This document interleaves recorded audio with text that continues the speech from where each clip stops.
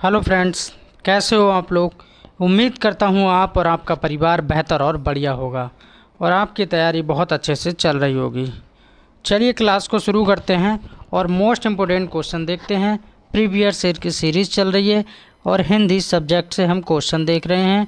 यहाँ पर 30 most important question देखेंगे और उनके साथ में और भी डाउट्स को क्लियर करते चलेंगे। पहला प्रश्न यहाँ पर दिया है, प्रगतिवाद का मुख्य आधार क्या है। तो प्रगतिवाद का मुख्य आधार क्या है, तो साम्यवादी आधार है प्रगतिवाद का मुख्य आधार। दूसरा प्रश्न देखते हैं, उर्मिला का विरह वर्णन साकेत महाकाव्य के किस सर्ग में है। तो उर्मिला का विरह वर्णन साकेत महाकाव्य के किस सर्ग में है, ये आपको बताना है। तो इसका राइट आंसर हो जाएगा नवम सर्ग। उर्मिला कौन थी, तो लक्ष्मण की पत्नी का नाम उर्मिला है, ये आपको याद रखना है। 3 नंबर क्वेश्चन देखेंगे, प्रयोगवादी कवि नहीं है। यहाँ पर पूछा जा रहा है कि प्रयोगवादी इनमें से कौन सा कवि नहीं है। नहीं बताना है कि इनमें से कौन सा कवि प्रयोगवादी कवि नहीं है, नहीं में बताना है।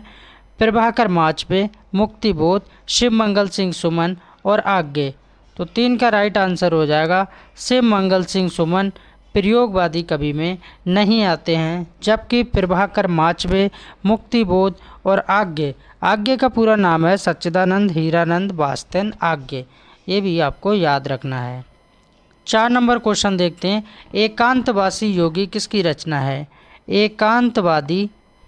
एकांतवासी योगी किसकी रचना है। मैथिली शरण गुप्त, यहाँ पर टाइपिंग एरर है, यहाँ पर गुप्त ऐसे होगा। मैथिली शरण गुप्त, श्रीधर पाठक, बाल मुकुंद गुप्त, भारतेंदु हरिश्चंद्र। तो 4 का राइट आंसर क्या हो जाएगा, श्रीधर पाठक को याद रखना है। तो 20 प्रश्न का बिल्कुल करेक्ट आंसर हो जाएगा। 5 नंबर क्वेश्चन देखते हैं। 5 नंबर में क्या पूछा जा रहा है, हिंदी काव्य के किस कालखंड को स्थूल के प्रति सूक्ष्म का विद्रोह कहा गया। हिंदी काव्य के किस कालखंड को स्थूल के प्रति सूक्ष्म का विद्रोह कहा गया। प्रगतिवाद, छायावाद, प्रयोगवाद या नई कविता।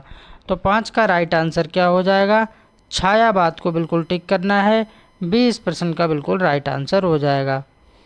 और प्लीज़ सभी भाई बहनों से छोटी सी रिक्वेस्ट है, अगर वीडियो अच्छी लग रही है, मेरा पढ़ाया हुआ अच्छा लग रहा है, तो प्लीज़ कमेंट करें और वीडियो को लाइक करें और ज़्यादा से ज़्यादा शेयर करें। और चैनल पे अगर पहली बार हैं तो चैनल को भी सब्सक्राइब करें। 6 नंबर प्रश्न देखते हैं, द्विवेदी युग का समय कब से कब तक रहा है। तो द्विवेदी युग का समय कब से कब तक रहा है, ये बताना है। तो 6 का राइट आंसर हो जाएगा 1900 से लेकर 1922 तक द्विवेदी युग का समय माना जाता है। और महावीर प्रसाद द्विवेदी के नाम पे द्विवेदी युग पड़ा है, ये याद रखना है। और साथ ही साथ ये भी याद रखना कि भारतेंदु युग कब से कब तक चला है। तो ये वाला जो सेकंड वाला है भारतेंदु युग यहाँ पर चला है 1868 से 1900 तक। और भारतेंदु हरिश्चंद्र की अगर बात की जाए तो 1850 से लेकर 1885 के बीच में उनका शासन रहा है, यानी कि 35 वर्ष तक। तो ये वाला टाइम पीरियड भारतेंदु हरिश्चंद्र का हो गया। और द्विवेदी युग 1900 से 1922 तक चला है। नेक्स्ट क्वेश्चन देखते हैं 7 नंबर, कवि वचन सुधा पत्रिका का प्रकाशन स्थल क्या है। यानी कवि वचन सुधा पत्रिका जो है भारतेंदु हरिश्चंद्र की है, ये भी साथ ही साथ याद रखना है किसकी है, कवि वचन सुधा पत्रिका भारतेंदु हरिश्चंद्र की है। प्रकाशन का स्थान पूछा है कि उसकी मेन लोकेशन क्या है जहाँ से ये जो है प्रकाशित हुई है। तो 7 का राइट आंसर हो जाएगा काशी। कवि वचन सुधा पत्रिका का प्रकाशन स्थान जो है काशी को याद रखना है और भारतेंदु हरिश्चंद्र को याद रखना है। 8 नंबर क्वेश्चन देखेंगे, फोर्ट विलियम कॉलेज की स्थापना हुई थी। तो फोर्ट विलियम कॉलेज की स्थापना कहाँ हुई थी, ये क्वेश्चन कई बार पूछा गया है, रिपीटेड क्वेश्चन है और अच्छा क्वेश्चन है। कोलकाता को टिक कर देना है। तो 8 का राइट आंसर ए हो जाएगा, फोर्ट विलियम कॉलेज की स्थापना कोलकाता यानी कि कलकत्ता। 9 नंबर प्रश्न देखेंगे, तपोभूमि रचना किस विधा की है। तपोभूमि रचना किस विधा की है। कहानी है, उपन्यास है, नाटक है या निबंध है, ये बताना है। तो ये क्या है, तपोभूमि उपन्यास है, उपन्यास को याद रखना है। तो ये क्या है, उपन्यास है, उपन्यास को बिल्कुल याद रखना है। नेक्स्ट क्वेश्चन देखते हैं 10 नंबर। सूरज का सातवां घोड़ा के रचनाकार कौन है? सूरज का सातवां घोड़ा के रचनाकार कौन है? धर्मवीर भारती, मैथिली शरण गुप्त, हजारी प्रसाद द्विवेदी, महावीर प्रसाद द्विवेदी। तो इसका राइट आंसर हो जाएगा धर्मवीर भारती को याद रखना है। सूरज का सातवां घोड़ा बहुत ही अच्छी रचना है ये धर्मवीर भारती की। 11 नंबर प्रश्न देखते हैं। 11 नंबर में क्या पूछा जा रहा है? आधुनिक काल के प्रमुख नाटककार माने जाते हैं। आधुनिक काल के प्रमुख नाटककार कौन माने जाते हैं? मोहन राकेश, लक्ष्मी नारायण मिश्र, जयशंकर प्रसाद, डॉक्टर राम कुमार वर्मा। एकांकी का जनक किसको कहा जाता है? तो डॉक्टर राम कुमार वर्मा को एकांकी का जनक कहा जाता है, ये भी याद रखना है। छायावादी युग में कौन आता है? तो जयशंकर प्रसाद आते हैं, महादेव वर्मा, सुमित्रा नंदन पंत और मैथिली शरण गुप्त को भी सूर्यकांत त्रिपाठी निराला को भी याद रखना है जयशंकर प्रसाद के साथ ही साथ छायावादी युग में। क्वेश्चन में पूछा जा रहा है आधुनिक काल के प्रमुख नाटककार कौन माने जाते हैं? तो याद रखना है जयशंकर प्रसाद ही माने जाते हैं। सी इस प्रश्न का 11 का राइट आंसर हो जाएगा, आधुनिक काल के प्रमुख नाटककार। इनका नाटक सबसे अच्छा नाटक कौन सा? ध्रुव स्वामिनी है, अजातशत्रु है ना, स्कंदगुप्त है, चंद्रगुप्त है। तो नाटकों को भी याद रखना है। बाकी इनकी और भी रचनाएं हैं, कंकाल है, तितली है, झरना है, आंसू है, कामायनी है। कामायनी जयशंकर प्रसाद का बहुत ही अच्छा महाकाव्य है। 12 नंबर प्रश्न देखेंगे। हिंदी गद्य के उत्कर्ष का सूर्योदय का काल था। हिंदी गद्य के उत्कर्ष का सूर्योदय का काल कौन सा माना गया है? क्वेश्चन को अच्छे से पढ़ना है और सही से जवाब देना है। छायावादी युग, द्विवेदी युग या छायावादोत्तर युग। अच्छा, ये छायावादोत्तर युग की बात की जा रही है, तो ये वाला जो द्विवेदी युग है और ये छायावादी युग है, तो छायावादी युग के बाद का जो युग है वो छायावादोत्तर युग है और लास्ट है इसमें भारतेंदु युग। तो 12 का राइट आंसर क्या हो जाएगा? भारतेंदु युग को याद रखना है। भारतेंदु युग हिंदी गद्य के उत्कर्ष का सूर्योदय का काल माना जाता है, भारतेंदु युग को। 13 नंबर क्वेश्चन देखेंगे। जैनेन्द्र कुमार की निम्नलिखित में से कौन सी रचना उपन्यास नहीं है? जैनेन्द्र कुमार की कौन सा यहाँ पर एक उपन्यास नहीं है वो बताना है। कल्याणी, वातायन, मुक्तिबोध और जयवर्धन। तो 13 का राइट आंसर क्या हो जाएगा? यहाँ पर वातायन को याद रखना है, सेकंड वाला बिल्कुल ठीक हो जाएगा। बाकी कल्याणी, मुक्तिबोध, जयवर्धन जैनेन्द्र कुमार के उपन्यास हैं। 14 नंबर क्वेश्चन देखेंगे। तट की खोज। तट की खोज रचना किसकी है? राय कृष्णदास की, सरदारपुर सिंह की, हरिशंकर परसाई की या मोहन राकेश की। सरदारपुर सिंह ने आचरण की सभ्यता निबंध भी लिखा है जो कि बहुत अच्छा निबंध है, कई बार एग्जाम में पूछा गया है। 14 का राइट आंसर हो जाएगा हरिशंकर परसाई। हरि का मतलब क्या होता है?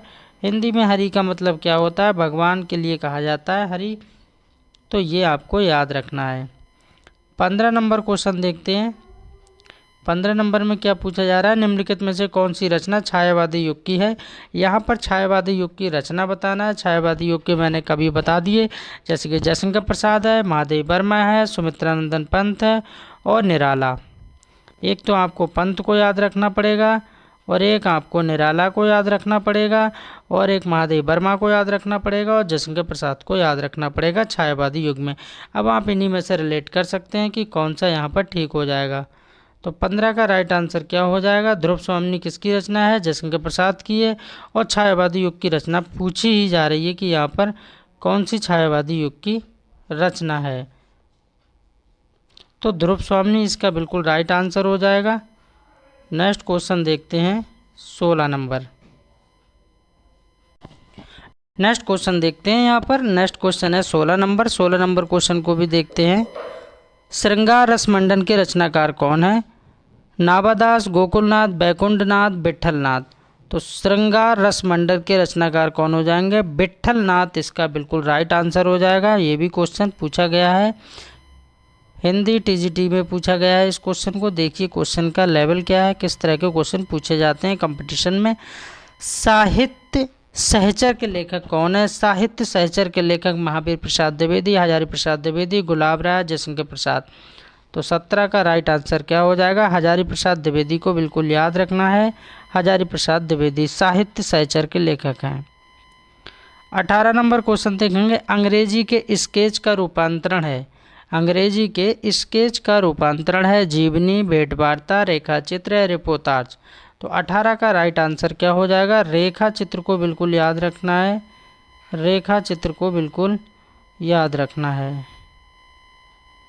रेखा चित्र। 19 नंबर क्वेश्चन देखते हैं, निम्नलिखित में से कौन सी रचना सूरदास की नहीं है? 3 रचना यहाँ पर सूरदास की हैं और एक रचना सूरदास की नहीं है, तो वही आपको बताना है कि कौन सी रचना नहीं है। सूर सागर सूरदास की है, साहित्य लहरी सूरदास की है, गोवर्धन लीला सूरदास की है, रामचरितमानस सूरदास की रचना नहीं है, ये तुलसीदास की रचना है और अवधी भाषा में इसको लिखा गया है।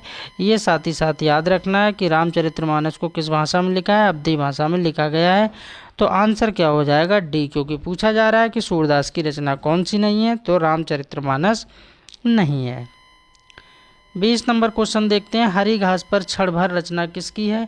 आज्ञे की यानी सच्चिदानंद, हीरानंद वास्तेनाग्य, भारतेंदु हरिश्चंद्र, जयशंकर प्रसाद, मैथिली शरण गुप्त। तो 20 का राइट आंसर हो जाएगा आज्ञे को बिल्कुल याद रखना है, आज्ञे ए बिल्कुल करेक्ट आंसर हो जाएगा। 21 नंबर क्वेश्चन देखते हैं, सुमित्रानंदन पंत को ज्ञानपीठ पुरस्कार किस रचना पर प्राप्त हुआ था? सुमित्रानंदन पंत को ज्ञानपीठ पुरस्कार किस रचना पर प्राप्त हुआ था? चिदम्बरा, लोकायतन, यामा और बसी। इस क्वेश्चन को बहुत बार कंपटीशन में पूछा गया है, तो चिदम्बरा बिल्कुल टिक कर देना है, परफेक्ट आंसर है, करेक्ट आंसर है। सुमित्रानंदन पंत को ज्ञानपीठ पुरस्कार चिदम्बरा पे मिला है और ये छायावादी युग से संबंध रखते हैं, साथ ही साथ ये भी याद रखना है। 22 नंबर क्वेश्चन देखते हैं, कुरुक्षेत्र रचना किसकी है? कुरुक्षेत्र, महाभारत की लड़ाई कहाँ पर हुई थी? तो कुरुक्षेत्र के मैदान में हुई थी, ये भी याद रखना है। कुरुक्षेत्र एक रचना भी है जो किसकी है? रामधारी सिंह दिनकर, मैथिली शरण गुप्त, अमीर खुसरो और कबीरदास। तो 22 का राइट आंसर हो जाएगा रामधारी सिंह दिनकर को याद रखना है। कुरुक्षेत्र रचना जो है रामधारी सिंह दिनकर की है। 22 का ए आंसर बिल्कुल ठीक हो जाएगा। 23 नंबर क्वेश्चन देखते हैं, चांद का मुंह टेढ़ा के रचयिता कौन है? चांद का मुंह कैसा है? टेढ़ा है। इसके रचयिता कौन है? आज्ञे हैं या मुक्तिबोध हैं या गिरजा कुमार माथुर हैं या जयशंकर प्रसाद हैं, ये बताना है। 23 का राइट आंसर क्या हो जाएगा? गजानंद माधव मुक्तिबोध इनका पूरा नाम है, गजानंद माधव मुक्तिबोध, ये याद रखना है। तो इस प्रश्न का राइट आंसर बी हो जाएगा। 24 नंबर क्वेश्चन देखते हैं, राम की शक्ति पूजा के रचयिता कौन है? राम की शक्ति पूजा के रचयिता कौन है? सूर्यकांत त्रिपाठी निराला, जयशंकर प्रसाद, मैथिली शरण गुप्त या महादेव वर्मा। तो 24 का राइट आंसर क्या हो जाएगा? पहला वाला बिल्कुल ठीक हो जाएगा, सूर्यकांत त्रिपाठी निराला। राम की शक्ति पूजा, राम की शक्ति पूजा के रचयिता कौन है? निराला जी हैं। तो ए 24 का बिल्कुल सही हो जाएगा।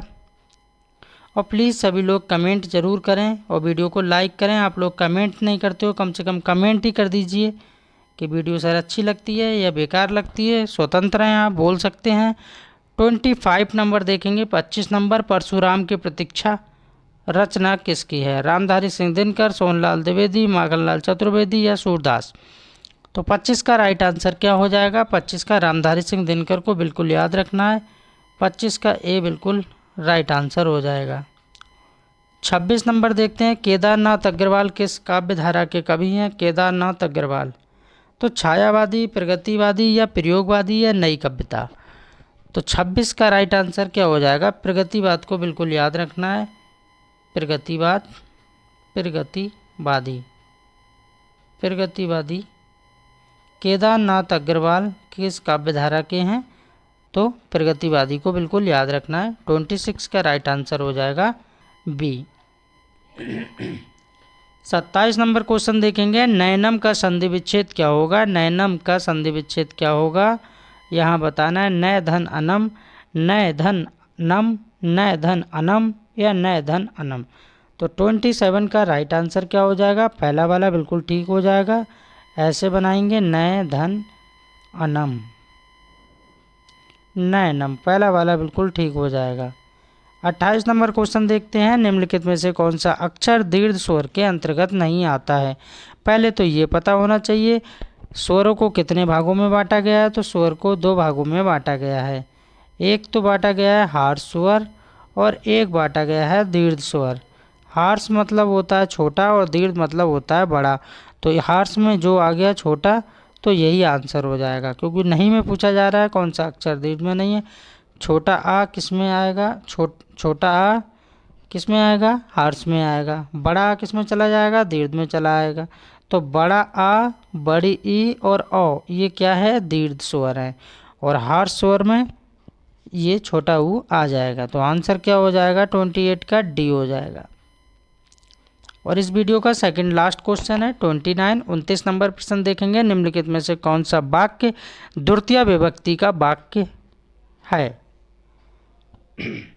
निम्नलिखित में से कौन सा वाक्य द्वितीय विभक्ति का वाक्य है। द्वितीय विभक्ति का वाक्य बताना है कि कौन सा यहाँ पर द्वितीय विभक्ति का वाक्य है। द्वितीय विभक्ति का वाक्य बताना है। द्वितीय विभक्ति का सूत्र भी है अव्यता परता सम्या निक्सा हा प्रतियोगी अपि, यह द्वितीय विभक्ति का सूत्र है। और एड़ंग विकारा तृतीय विभक्ति का सूत्र है। जहाँ पर अंगी का विकार लक्षित होता है तो वहाँ पर तृतीय विभक्ति आ जाती है। ठीक है, तो यहाँ पर अगर आप गौर से देखेंगे मोहना नेत्रेण काणास्ति, इसमें भी तृतीय विभक्ति आ रही है।